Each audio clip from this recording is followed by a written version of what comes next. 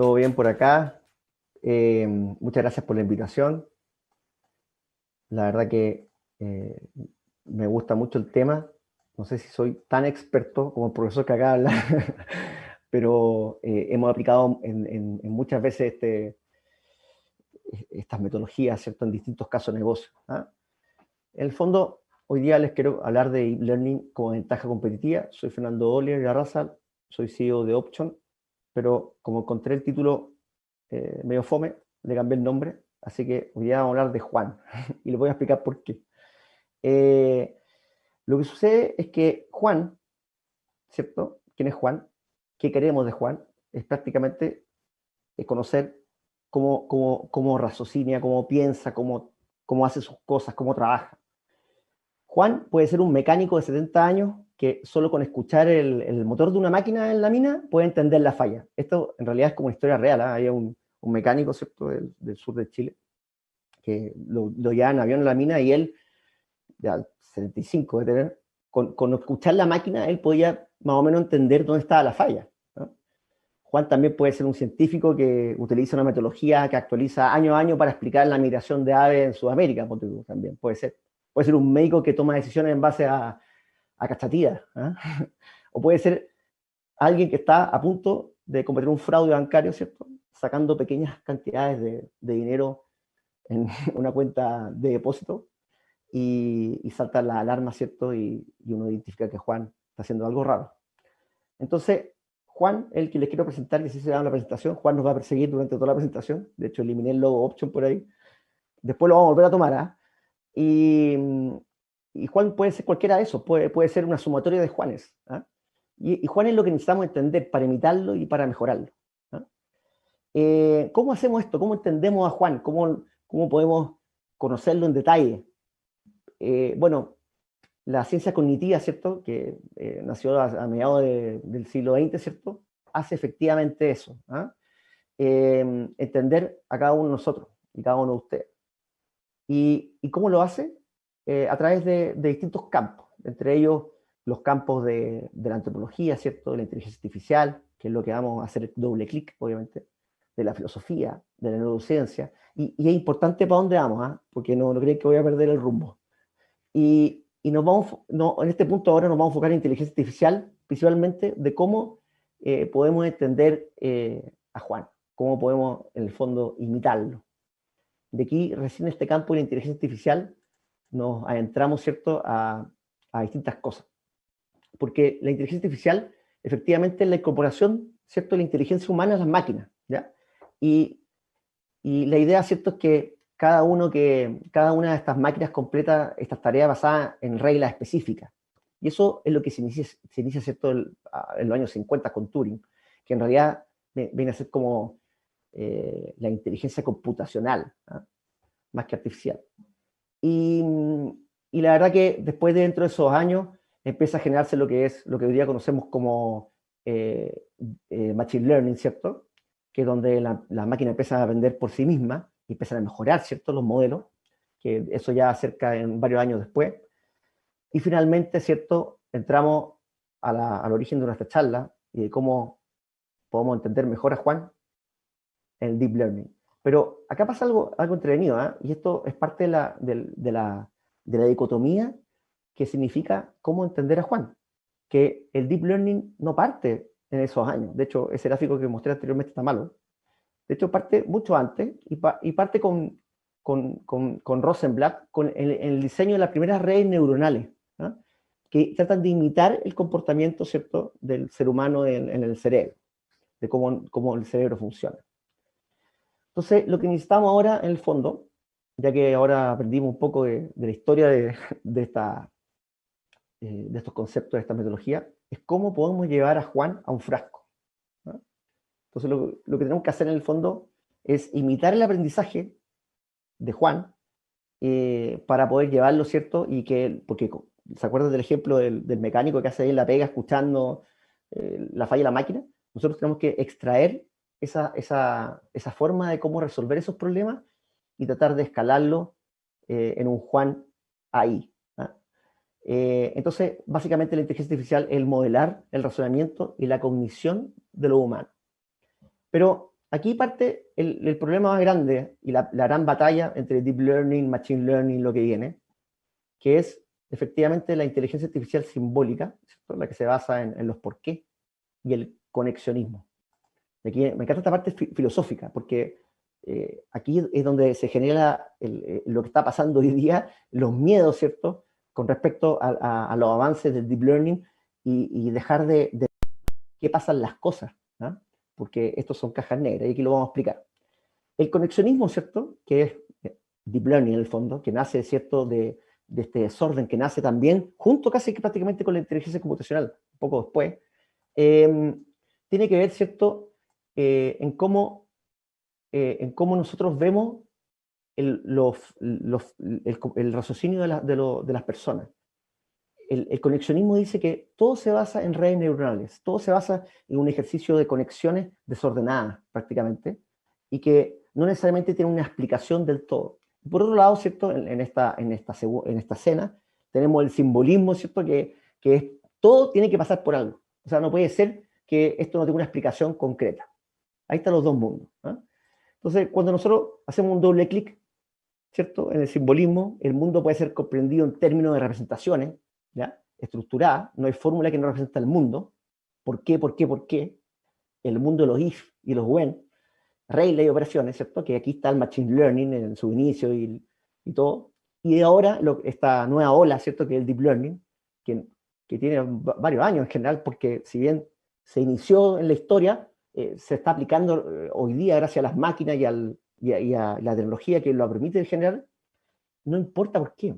¿Para qué? ¿Para qué quiero saber por qué suceden las cosas? Lo único que yo necesito de ti es que me dé un resultado que sea bueno y yo lo pueda escalar, ¿eh? Las cosas pasan porque pasan, ¿cierto? Entonces aquí, ¿cierto?, viene el simbolismo, ¿cierto?, con su versión más básica, que utiliza árbol de decisión, programa logística, clustering, etcétera, red bayesiana, y después, por el otro lado, el conexionismo, que efectivamente es literalmente aprendizaje desde el ejemplo, ¿ya? Y aquí vamos a un ejemplo. Aquí, por ejemplo, Juan está tratando o Juan obviamente sabe reconocer el modelo de un auto, ¿ya?, pero nosotros queremos imitar eso en la inteligencia artificial. Entonces vamos a usar dos metodologías distintas, o sea, una está dentro de la otra, obviamente, y puede ser que la otra sea incluso una evolución de la anterior, pero una se refiere principalmente que necesito extraer, ¿cierto? Inicialmente yo tengo la foto del auto, quiero averiguar qué modelo es, y por ende saco algunos datos, ¿cierto?, clasificatorios del modelo, y finalmente extraigo las características para después clasificarlo y finalmente indicar qué modelo es, ¿no? Entonces tengo que, en el fondo, la data, tengo que etiquetarla. En el caso del deep learning no es necesario. De hecho, le coloco la fotografía y decirle qué modelo de coche es, y el propio algoritmo empieza a encargar de encontrarse qué cosas diferencian de un coche al otro. Yo prácticamente no me involucro. Lo que genera un black box, lo que genera finalmente un miedo, ¿ah?, para muchos. Entonces, volviendo a un poco la grande diferencia, ¿cierto?, entre ML y Deep Learning, es que la verdad que la cantidad de data que se requiere en uno es bastante menor, ¿cierto? Machine Learning. Deep Learning necesita mucha información, por eso Google es el rey, porque tiene información de todo lo que sucede, las fotos, las calles, todo. Para ellos Deep Learning es maravilloso. De hecho, son dueños de DeepMind, que es un área completamente enfocada en Deep Learning. Y tenemos cantidad de data, ¿cierto?, que es distinta. Después tenemos un rendimiento que es completamente distinto. Machine Learning es mucho, mucho más rápido, mientras que Deep Learning requiere, ¿cierto?, iterar varias veces para poder entender lo que está sucediendo. El hardware, obviamente, que es completamente distinto. El Deep Learning necesita máquinas gigantes. Y aquí viene el tema principal de todo esto, que es la transparencia. El ML tiene una alta transparencia porque tiene detrás un porqué, tiene un algoritmo limpio en donde efectivamente tú puedes decir, efectivamente, este modelo se produce por esto, o el output. Pero en Deep Learning no. Ahí todo se queda escondido en capas internas que literalmente no sabe lo que pasa. Y ahí empieza, ¿cierto?, el problema ético y el problema de por qué las cosas suceden, ¿eh?, o no suceden. A mí me gustan varios ejemplos de esto. Y la verdad que para mí uno de los principales ejemplos es el de Face.com. Esto es israelita, ahí está Juan de nuevo, Juan volvió a aparecer. Esto es israelita, el año 2012, eran 10 personas, hicieron, fueron los primeros, ¿cierto?, en reconocer personas utilizando Deep Learning, ¿no? Empezaron a meter imágenes, ¿cierto?, de gente, y a través, ¿cierto?, de los tagueos de otros usuarios, empezaron, ¿cierto?, a hacer un match. Esto originalmente se creó para un sitio que se llama Celebrities, ¿no? Pero finalmente Facebook los compró el año 2012, ¿ya? 60 millones de dólares, y literalmente reemplazó todo su sistema de reconocimiento facial, ¿ya? Dato Freak en ese mismo año habían comprado Instagram, por bueno, una diferencia un poco mayor. Y, y el tema es que, ¿cómo? Y aquí yo empiezo a complicarme en el fondo, ¿cómo yo compro una empresa que literalmente ocupa una metodología de reconocimiento de forma de hacer las cosas que desconozco? ¿Ah? Y esto no es un único caso. Para ver cómo funciona en cierto sentido el modelo de, de los israelitas, básicamente en ML, que era el modelo que también tenía Facebook. Facebook ya tenía un sistema de reconocimiento facial en el año 2012, pero era con ML clásico en el fondo. Entonces lo que hacía el ML clásico, de aquí este punto importante, es de buscar puntos, ¿cierto?, característicos de la cara ¿cierto?, para empezar a caracterizar, ¿cierto?, los datos, y eso requiere una persona. Eso requiere una persona. Esas características, alguien metía la mano ahí. Un data scientist con otras cosas, pero alguien metía la mano. En el caso de Deep Learning, no. Literalmente, literalmente el sistema hacía todo, el algoritmo hacía todo. Y acá, gracias a Juan, ¿cierto? Y su popularidad en Facebook, hoy día, y su tag de amigos, hoy día puede aprender cómo reconocer a otros Juanes y otras personas. O sea, fue la magnitud que llegó a esto. Tesla, para no ir tan lejos, está completa, su sistema, ¿cierto? Está completamente siendo utilizado con redes neuronales para hacerlo autómata. Tiene más de 50 redes neuronales Deep Learning simultáneamente para hacerlo funcionar. Y nosotros nos metemos un auto funcionando en una red neural que no tenemos idea de cómo funciona, ni cómo actúa. De hecho, ahí en esas capas negras nadie sabe bien cómo funciona. Lo mismo pasó ahora con este milagro que es DeepMind, ¿cierto? DeepMind literalmente la rompió. DeepMind es un área, obviamente, de Google. Ellos resolvieron unos grandes misterios, ¿ah?, de la naturaleza, de la vida, que era el problema del plegado de las proteínas, ¿cierto? Es casi como el segundo código secreto de la vida. Y lo hicieron con Deep Learning, literalmente, ¿ah? Entonces, Deep Learning, ¿cierto?, tiene varios pros y contras. Hoy día está muy en boga, por lo que acabo de decir, pero con los miedos recurrentes. Las máquinas permiten, ¿cierto?, jugar hartas veces con esto. Nosotros, y después les voy a explicar algunos casos de cómo nosotros lo hemos aplicado. Pero aquí hay un tema que es muy interesante sobre los pros que tiene, ¿eh? Uno es que el modelo escanea la data para encontrar características, no un humano. Aquí el humano, el data scientist, perdón, data scientist, pasa a un segundo plano, ¿no? Se toman mejores resultados con data no estructurada. Y aquí hay un punto importante. Hoy día las compañías, el 80% de la data que están recopilando son no estructuradas. No estructuradas. Y eso va increciendo en los próximos 20 años. Va a ser el 95%. Y eso se debe a la cantidad de cámaras, fotos, no digitalizaciones que se están creando en todas partes. Entonces, es lógico que tenemos que procesar esa data para generar valor, para generar ventajas competitivas sobre nuestros competidores. Y ahí está la razón por la que estamos hablando de este tema hoy día. El 80% de la data que yo genero son datas que no tienen ninguna estructura. Y además de ello, con Deep Learning podemos generar mucho mejores resultados. Bueno, aquí Juanito nos va a presentar cuánto ha aumentado el uso del Deep Learning en los últimos años, y es infinito. De hecho, si ustedes ven la línea humana, que es el margen de error, ya incluso superado crece al ser humano, ¿no? Y Y acá les quiero comentar que las utilidades que tienen son infinitas, ¿cierto? Si bien ahí en algunos de los barritas dice ahí, en general estos son casos que se refieren literalmente a Deep Learning.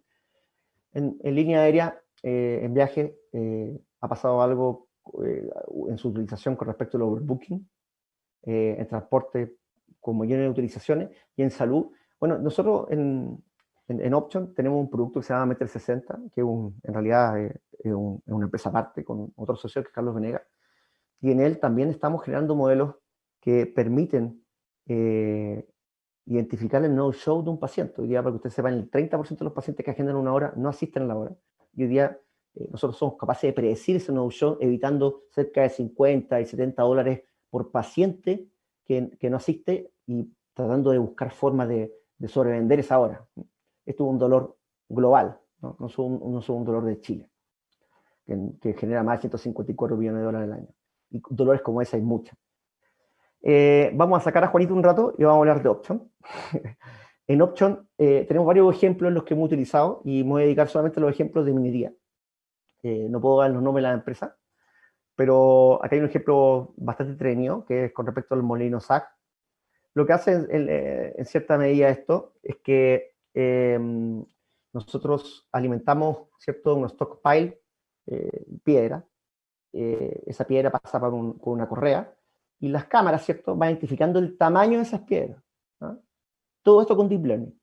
Finalmente, ese tamaño de la correa, o sea, de la roca, perdón, se distribuye en correas diferentes para que el molino sea lo más eficiente posible. Entonces, la velocidad con la cual va a trabajar, etcétera, va a permitir ser más eficiente. Esto es uno de los ejemplos que hemos logrado junto a otros partners, ¿no?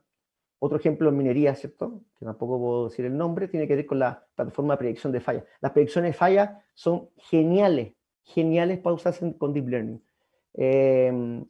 Nosotros, ¿cierto?, usamos redes neuronales, ¿cierto?, que predecíamos con 240 horas de antelación la falla de algunas máquinas, y, y la verdad que tuvimos bastante éxito con los modelos que generamos, generando un piloto, ¿cierto?, que por ahí sale BHP, ¿no? Se me fue BHP, perdón. Que va mostrando, ¿cierto?, la eficiencia del error y cómo va a estar prediciéndolo, etc. Entonces,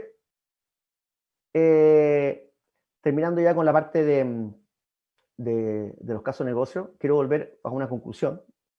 ¿Y cuál es el futuro ahora? Para mí es el AutoML, ¿eh? Automated Machine Learning, donde Juan puede modelar y donde se transforma en un Citizen Data Scientist, donde puede aplicar Deep Learning y puede aplicar cualquier, ¿cierto?, de estas plataformas, y donde lo que está pasando es algo parecido a lo que pasó con Toy Story hace varios años atrás. Es decir, 20 años, 95, no sé, más de, no sé, ya estoy los 40, ya no sé cuántos años son del 95 hasta ahora. Pero lo que sí les puedo decir es que Toy Story 1 tomó 4 años en hacerse. Ocupó más de 100 desarrolladores o matemáticos para poder interpretar los dibujos de cada uno de las ideas que tenían pensadas. Es decir, había que hacer los vectores en 3D de cómo el Silicon Graphics, ¿cierto?, tenía que renderear y finalmente hacer la animación. Era una locura. Hoy día, el matemático, desgraciadamente, no se utiliza. De hecho, yo puedo utilizar el mouse, el cursor del mouse, para poder hacer los 3D. Eso es una evolución típica de algo que parte muy abajo código, ¿cierto?, y termina siendo utilizable por cualquier mortal, y no necesito a equipos especializados para poder hacer mis primeros modelos. De hecho, el proceso tradicional de un data science, ¿cierto?, que está aquí, pasa por la colección, pasa por las y tiene una serie de involucrados como el DE, el data scientist, el software architect, etc. Hoy día, con AutoML, es posible hacer todo ese proceso con mi mouse, con mi cursor. Hay que hacer ciertas cosas, ¿cierto? No todo está tan automatizado, pero efectivamente mucha de la pega se logra hacer con plataformas AutoML. De hecho, si nosotros vamos más lejos incluso, podemos revisar alguna de los AutoML que todas las clouds tienen, ¿eh? AutoML, AWS tiene la suya, GCP tiene la suya, la mayoría hay, y acá hay cierto un Gartner donde Datarot va liderando. Datarot partió de, no sé, 100 millones de dólares, ahora vale una millonada, billón de dólares, 2 billones, no sé cuánto es, que están todos esperando, no sé si ya salió a la bolsa, pero si quieren comprar acciones, compren de cosas de este estilo, AutoML, porque literalmente va a revolucionar la forma en que nosotros manejamos la predicción. O sea, no solamente estamos entrando a un mundo en donde la caja negra nos está escondiendo el cómo se generan estos modelos, sino que voy a poder hacerlo desde mi casa sin tanto conocimiento. Ahí pues, da más susto, ¿ah? Entonces, acá hay un ejemplo de un output que saca DataRobot, y volviendo a la pelea, ¿cierto? Las dos batallas, me encanta este screenshot de DataRobot, porque volviendo a la batalla de la pelea, ¿cierto? Entre el simbolismo y el conexionismo, entre tú tienes que explicar por qué, y tú, oye, no importa por qué, da lo mismo. Aquí DataRobot lo que hace en el fondo, una publicidad gratis esta, lo que hace en el fondo es que te genera el modelo después de hacer ese proceso que les expliqué antes, y tú puedes decirle que te explique por qué o no, y si quieres que encuentre modelos que sean explicativos. Es decir, por ejemplo, acá los 3 primeros modelos, ¿cierto? Tienen un alto grado de proyección, que son los 3 rojitos que están ahí, los 3 primeros, que están al lado derecho, y él me explica por qué la medicación en ese paciente no funcionó, no sé qué era este modelo, pero yo puedo tomar eso con un clic, copiarlo en un texto y mandárselo al gerente y decirle, mira, esta es la explicación del modelo. O sea, es una locura esto, literalmente una locura. Así que les dejo esta, no sé si es verdad, pero ojalá no sea así. Es una de mis predicciones que van a empezar a ocurrir poco a poco, pero en general, claro, estos drag and drop platforms van a empezar a reemplazar cosas que probablemente van a esconder, van a generar mucho esfuerzo máquina, pero así pasó con muchas cosas, con los mismos desarrolladores, cuando querían ocupar los frameworks, no querían ocupar los frameworks y querían prácticamente hacerlo todo cerca de la máquina. Era un lujo si el framework te hacía el trabajo en poco tiempo, ¿no? Así que eso sería. Fernando, Hola. bueno, muchas gracias por la presentación, muy, muy interesante. Vamos a dar un espacio entonces para tomar las preguntas. Andrea Oliva nos pregunta si en Chile esto se estaría aplicando en algún área, por ejemplo, si tienes datos de empresas que estén utilizando Machine o Deep Learning. Sí, muchas. O sea, lo que pasa es que eh, estos desafíos estos pequeños eh, proyectos tienen que ser acotados, ¿no? Tienen que ser en general basados en algún resultado, un caso de negocio que se quiera como hipótesis, ¿cierto? Recordar que toda esta área está basada, ¿cierto?, en el método científico. Tienen que haber hipótesis que uno tiene que resolver. Y, por cierto, yo he participado de varias, ¿no? de varias empresas, y algunas que no he participado, yo sé que hay muchas iniciativas que están generando paralelo. Hay un montón. De hecho, hoy día los data engineering y todo lo que está, los roles de analítica avanzada están siendo súper escasos y han subido mucho de precio porque hay mucha demanda. Así que en general hay muchos proyectos pequeños y ese también es el ideal, ¿eh? No hacer proyectos grandes para poder satisfacer algunas hipótesis de negocio que se requieran hacer en corto plazo de este tipo. Sí. Claro, perfecto. Fernando, hay un punto que tocaste en tu presentación en que hablabas un poco sobre diferencias de Machine Learning con Deep Learning respecto a la transparencia. Sí. Ahí también profundizabas, ponte tú, en los tipos de hardware que ambos ocupaban, que uno era mayor y el otro menor. ¿Cómo ves tú hacia adelante el conflicto precisamente con esa transparencia? Porque en la Sí, presentación anterior veíamos todos los beneficios que el deep learning nos puede traer, tú también lo mencionabas sí, acá en tu presentación. Entonces, ¿cómo crees que se va a ir trabajando en ese conflicto tal vez un poco más ético respecto a estas claro. tecnologías? Aquí no solamente hay un tema ético, hay un tema medioambiental. Ojo, el tema ético obviamente tiene que ver con la transparencia, tiene que ver con en qué punto nosotros aceptamos que algo se ejecute sin entenderlo. Ese para mí es un temazo, ¿eh? Y el segundo, el medioambiental, porque Deep Learning requiere demasiado cloud, para poder, y requiere mucho esfuerzo. es muy preciso, es perfecto, siempre llega a su meta, pero contamina un montón, es súper contaminante. O sea, me refiero a todos los procesos en general, no es máquina, no hardware, yo lo encuentro que es un daño también. Entonces, siento que debe haber un punto híbrido entre estos dos mundos, estas dos dicotomías, ¿cierto? En donde tenemos que tratar de sacar de uno y el otro, que se logra. Ojo que hay toda una rama nueva en donde se empuja que sean un híbrido. Perfecto. Y en esas materias, ¿tú crees que Chile ha ido avanzando, digamos, en temas legislativos sobre todo? Chuta, no sé si tanto. ¿Ah? Sé que hay varios comités que están funcionando. Sé que Chile en Latinoamérica avanza bastante más rápido y se preocupa bastante de ello. Pero no tengo claridad de cuáles son los roadmaps legislativos de esto en realidad. No, te estaría engrupiendo. Perfecto, perfecto, Fernando. Bueno, Ujú. nada más que agradecer tu Ya, participación en este muchas gracias. espacio de Digital Roads.